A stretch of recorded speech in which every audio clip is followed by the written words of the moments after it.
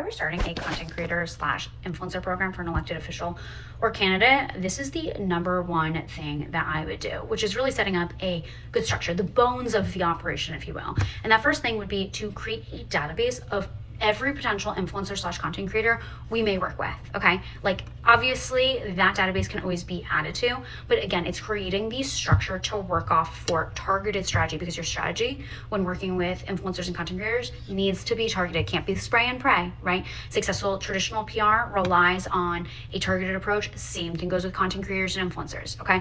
Back to the database, I would be having different tabs, different segments for national influencers, state and local.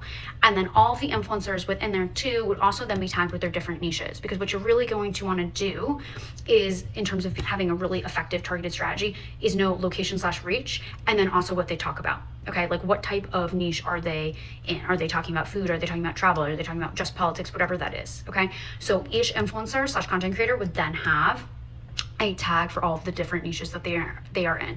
That database should then also have, if they do specific segments, right? Say they have a series on cups, they review cups, I don't know, okay? Then that segment should be named in there. If they have additional media, or, you know, whether it's newsletters, podcasts, whatever it is, outside of just like normal handles, like those should also be included. But most importantly, those segments. And because, again, we're getting organized from the jump.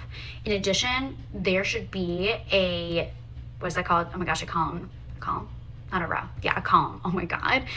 Talking about how you would pitch that influencer. What are the angles, right? Like we do this in traditional PR again towards journalists and writers and editors, all those things. What are the angles that we always want to have in the hopper to be able to go to that influencer about, right? Again, say that they talk about slash review cups, right? Then you could say, okay, pitch if we do a merch collection that includes cups, right? You know that, okay, that's somebody to talk to about that particular storyline.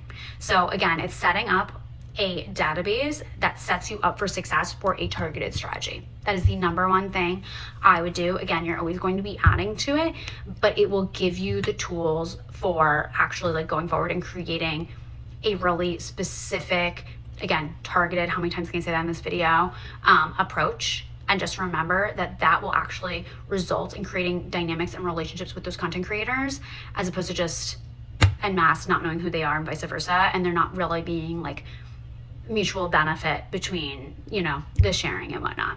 So yeah, that's what I would do. If you guys want a part 2 on what other infrastructure I would build out, let me know.